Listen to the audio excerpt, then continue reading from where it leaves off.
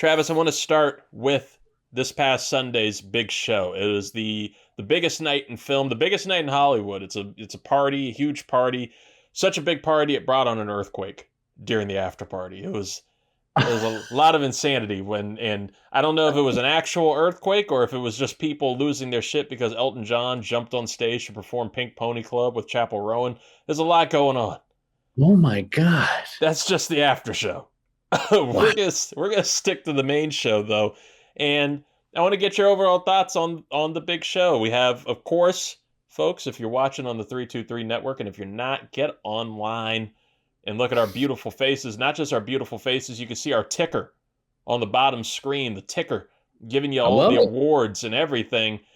It was a big night for Anora. Anora took home 5 of its 6 Oscar nominations, including Best Picture, Best Director, and Best Actress for lead star, breakout star Mikey Madison. Shout out to her. Of course, you had the other in the big acting categories, Adrien Brody winning his second Oscar, this time for The Brutalist, which is what some people called his speech. I'll give myself the horns. Yeah. Earned that. But yeah, also had, of course, Kieran Culkin and Zoe Saldana. They were the huge favorites for Best Supporting Actor and Best Supporting Actress. But there was a lot more that went on throughout the show. It was overall, I thought, a clean show. Pretty clean, pretty fun show for the most part. I love, for the East Coast folks, 7 p.m. It's crucial. It's crucial. I heard Conan complaining at the start of the show like it's lunchtime. People just came back from lunch here.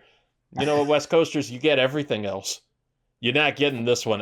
We Give us need it. this. We need 7 o'clock, man. When it's 8 o'clock, that show's damn near ending around 11:30 midnight. When it's starting at 7 o'clock, it's damn near ending. If they wanted to, it could have gone to 11:30, but they got it done at 10:45 this year. Unless you were on Hulu, and it ended promptly at 10:30. Get him. A lot of rough stuff that was going on. Yes, Hulu was doing the live stream for the show, and it still amazes me that these streamers cannot put on a live event. Some of them cannot put on a live event. Hulu, for the first hour, people were having problems even accessing the show and missed the whole first hour of the show. And then once it hit 10:32, which is what Hulu had the Oscars running till, 10:32 hit, boom, that thing's over. Adrien Brody put you over with the longest speech in the history of the Oscars. Son of a bitch. I know, he got him. But outside of that, I thought our boy, Conan, our idol, he did great. I think he did exactly what you needed, not holding on too long to a bit, which is, he's the king of that from his shows. And, moved swiftly, got in some great one-liners, and would quickly get it to the nominee. People complain about putting the music on, different people as they're giving their speeches. They have a whole press conference that they do after. They'll get every thought out. It's okay. We got to keep this show moving, man. It's a lot of awards, and we don't want to go back to the thing where they try to give out awards earlier in the night. That's bullshit. God, get that out of what here. A disaster. And I think, and I'll transition it to you here, I think that in a night of really cool performances, the James Bond tribute was interesting. I've heard people praising the whole thing. I will go on the limb and say that Doja Cat cringed me out. I know what she was going for. I know what she was going for, the voice that she was going for, but I wasn't feeling it. But I did love Ray, and who was the other person? Lisa or Liza, who performed with it.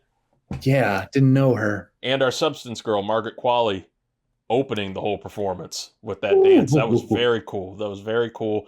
And even the In Memoriam performance, I saw people complaining about it with Requiem playing in the background. They were saying, why would you put that on there? Yeah, they were like, why would you put that on there? Because I know it's been used in other things for like comedic purposes or for like horror. But man, it's like it's a haunting melody. It's a true classic. I got no problems. I got no beefs.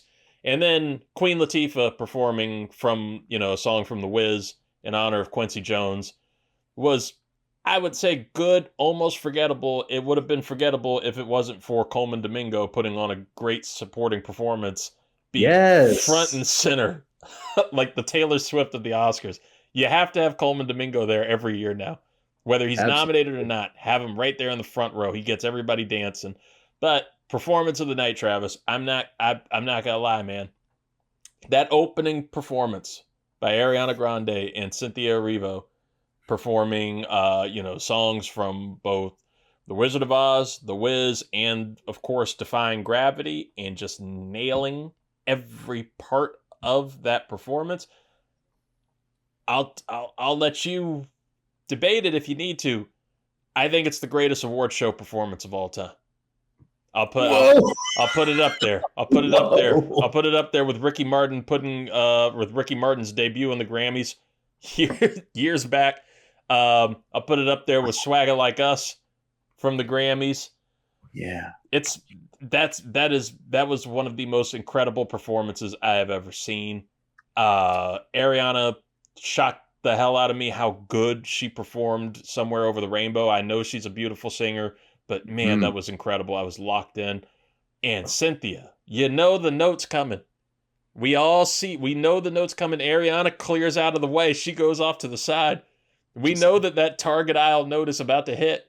And she just nails it with absolute confidence. No speed bumps, nothing. It was incredible. It was a huge start to the night for me. Man. Yeah. Oh, totally agree. That's a whole nother podcast, I think. Top 10 award show moments. God, I think what Doechii did at the Grammys, you got to put that up there. Holy moly. That's a great one. Yeah. Yeah, I kept wondering this whole month leading up to it, I kept wondering how they were going to stage, Defying Gravity, which of course has Ariana a little bit, and then she kind of, she trails off, and then it's Cynthia's thing. But I thought they did it very gracefully. Yeah, man, when you got a pop star nominated, and you got, I think, the 6th biggest movie nominated, I did not mind missing those Amelia Perez songs. And we got a bonus Amelia Perez song. Amelia. Oh, we got that for free. So I did not miss any of the performances this year. I think it was truly, not to flex, it took me like 6 months, but I assembled every single song that was nominated for Best Original Song in the Oscars history. I listened to all of them. This has to be the weakest year, Reid. I mean, the songs were not it. So I think, hell yeah, get Ariana Grande and Cynthia Erivo to get some Wicked up in here. And it almost brought tears to my eyes. Even my folks watching with me who weren't necessarily the biggest of Wicked fans were just kind of dumbfounded. It was a beautiful, beautiful way to start the show, a huge intro. And you're right, I didn't miss the original songs this year. And it's a bummer after how, stacked original song was last year, just from Barbie alone, right? Like you didn't even get Dance the Night in there. That was one of the songs of the year last year, and that couldn't even get nominated because it was just such a bop of a year. Next year, I think will be better. We're 100% going to see Ariana Grande and Cynthia Erivo performing. Again, absolutely, one of those original songs. But what were your big takeaways from the show as a whole? Yeah, I of course am going to be a little biased. Excuse me. I have loved Conan O'Brien since 2009. My aunt and I would watch him in the lazy summer days, just binge his shows on TBS. And I just always loved how he could take the piss out of himself. And his style of comedy is never mean. He's never going at someone. He's in on the joke. And if he does go a little hard, then he'll usually take it out on himself. I thought he was great. I thought they played to his strengths, which is the monologue. Like the talk show monologue. That's what his Oscars monologue felt like to me. They got him in a song as well. He's no singer, but I think he played on that. They just absolutely played to his strengths. The Carla Sofia Gascon joke, one of the funniest jokes that was rough I have ever heard in the Oscars. That is ballsy. And, she took it. I thought he was killer. If anything didn't land, it didn't register with me. Sounds like The Room was having a ball with it too. I'm just realizing this now. Reid, he didn't do any crowd bits. Oh, that's right. why I loved it so much. Yeah. He did the pre-recorded bits, which Conan's always been good with remotes. But he didn't do that awkward crowd stuff. My mind goes to when, I'm forgetting his name, but when a comedian hosted the Critics' Choice Awards when Cate Blanchett was up for Tar, and he wanted to do a bit with her, and she was so uncomfortable, she actually crawled underneath her seat. Yeah. It's not what you want. If Cate Blanchett isn't playing ball with you, don't keep digging. Those are so uncomfortable. Everyone there is nervous as fuck. Right.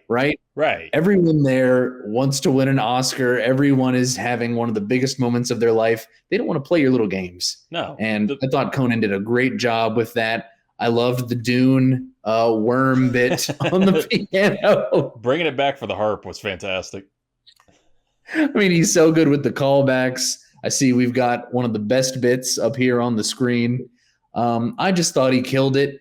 Don't want to shit on Jimmy Kimmel too much, but I think he is serviceable. Yeah. I think Conan is. I mean, he was my number one pick, and when I found out, I just felt like a kid on Christmas morning. I agree with you that Kimmel's safe. Kimmel can moderate the thing and get it through. But I think last year he was just tired. He was tired of it and stuff, so he was ready to go. I'd love to see Conan do it again. We'll get into that a little later, but I'd love to see Conan do it again. I thought he did fantastic. He didn't disappoint me at all. It was a fun time with him. It was a fun time with him, and I'm glad he was able to do it. I'm glad dude has been through it the last couple months, losing both of his parents within a few days of each other. Yes. And then having his home evacuated due to the fires. They said he's been living in a hotel for the last month to prep for this show. So I'm sure he was happy as hell to get it over with, just like some of the nominees said. And we're talking about nominees. We had winners. We had all these winners and stuff. So I want to go over with you who you believe was the biggest winner from the night. And this could be a person, this could be a studio, this could be anything. Who's the biggest winner? Who's the biggest loser from the 97th Oscars? Yes, sir. So, biggest winner, I think even more than Anora. The biggest winner of the night. How could you say anything else than 4-time Oscar winner, Sean Baker? And there's been a lot of stats thrown around what he did. What he officially did was he became the most Oscar awarded individual for a single film. I think back in 1950, 1960 something, Walt Disney himself got 4 Oscars from multiple films that were winning. But from editing, producing, writing, and directing this thing, every single one of his credits, he was rewarded. I was so happy to see that. If anyone is listening to this and, you're on Twitter, you're seeing all the shitstorm that has erupted since Anora won and all of the inevitable backlash that always comes with a new Best Picture winner being crowned. Look at Tangerine. Look at The Florida Project. And my personal favorite, Red Rocket, which should have swept the Oscars that year. Oh my God. He is one of the best working. He's so inclusive of depicting sex workers. His first movie, Tangerine, was about, black and brown sex workers, transgender women who were working the streets, turning tricks. And I love him for his dedication to that. And he is on Letterboxd. So when you go on Letterboxd, you can see the receipts. This guy fucking loves movies. I was looking today in the middle of his Oscar campaign in November. He's watching 20, 30 movies. He's putting up more numbers than me, a guy who just puts mail in boxes. So I was so happy to see him sweep all of his stuff. Other winners, I'm Still Here. The Brazilians I know were going crazy for I'm Still Here. And it worked. I think the Emilia Perez train just came to a dead halt. It'll be discussed earlier, and absolutely the best movie won there. That is a win for the ages for that category. And my last biggest winner is Latvia, scooping up their first Academy Award for Flow, which I just watched yesterday. Wonderful little film. Precious, adorable, no dialogue, and they've already got a statue of the cat in Latvia. They've already got the Golden Globe they won in a museum, and they're going to have to expand that because now they got an Oscar as well. That was a big win. That was a huge upset. That was a huge upset there, and I was very happy for it. I was very happy for that to take over. It's exactly what you said, precious. It's a precious story, and continues the streak now of 3 straight years with no Disney film winning animated film. It's been a lot of great diversity. Boy and the Heron won last year. Struggling to remember the year before, but yeah. Pinocchio. Guillermo del Toro's Pinocchio. Yeah, so it's been animation has been on a really great high lately. So absolutely. Love that for them. Man. If you're talking biggest winner, like I have to agree with you. That Sean Baker. Like, how do you not won 4 Academy Awards in one night? You go from 0 to 4 in the span of one night. That is a huge move. But I will give my biggest winner to, look, you don't have to like him personally. I was happy for him when it happened and the speech lost me, but Adrien Brody, man, Adrien Brody becoming a 2-time Academy Award winner. And rare. First off, he fended off and defended his record as the youngest winner of Best Lead Actor. Timothy Chalamet could have taken it if he won that night, but who stopped him? The man himself, Brody, winning his first Oscar in the 20 plus years since he won that Oscar. Hasn't gotten a nomination since. A lot of people thought his career was dead. I was happy for him. Go ahead, throw your shit out there. You know, be that dude for a minute. Like you made your comeback completely. And I don't know if you won anybody over by playing off the orchestra to say, like, you know, I've done this rodeo before. Yeah, I've been here before. Don't worry, I'll be brief. And then proceeds to say 2.5 minutes of nothing. Platitudes, nothing. Nothing. He said 5.5 minutes of nothing. But he wasn't the worst. I can just continue to give him this credit because he wasn't the worst speech of the night. God damn those Emilia Perez people, man. I was begging, like, I know the voters were like, we should have given it to Elton. We should have given it because they've surely determined that anybody but Diane Warren is winning that award. 16 nominations for her in Best Original Song. Never won. If there was a year where there was nothing but average songs, let this be the Diane Warren year.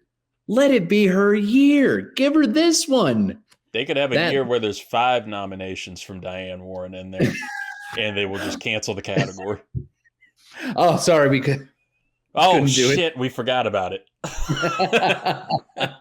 Yeah, that's a clean transition into my biggest losers. When you try to get the party going with your own song, like you're trying to chant it into existence. Whew.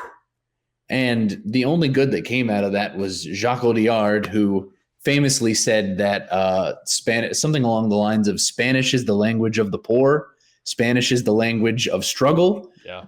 Which is why he went with that for Emilia Perez. I'm glad that their 30-second karaoke was able to cut him off so he could not speak and get himself into further shit. I was dreading him and his stupid Amelia Perez hat coming up onto the stage. He does win, and luckily he doesn't get to talk. So even though he's an Oscar winner, Jacques Audiard, a loser in my eyes. I have to agree with you on there. I will only differ to say that they're number 2 on my biggest loser of the night. If I have to go the biggest loser, it's who we already brought up, and that is Hulu. Hulu shit the bed, especially with I think the latest report is the Academy's contract with ABC and Disney is up in 2028. So they're trying to get that negotiated down, but it's pretty much already looking like ABC is not going to continue to host the Oscars. They're going to find a new home. And they said Hulu shitting the bed that night definitely did not help the case for the Academy. And you talk about the Bond tribute and how a little random it was. I don't know if it was a little random when Amazon Prime just, takes over the Bond franchise. Don't be surprised to see, Amazon can handle a live event.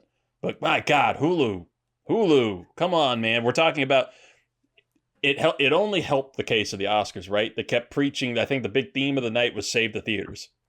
Save the movie. We need to save the theaters. We need to save the theaters as we stream on Hulu, and Hulu collapses. Just fumbles at the goal line. Did you watch it on Hulu? I did not. I watched it on ABC on ABC. I did as well, but I saw that on Twitter. They were like, "What's happening?" And I'm like, "Did something happen?" I was like, "Oh." God bless traditional linear TV for one night. Yes, man.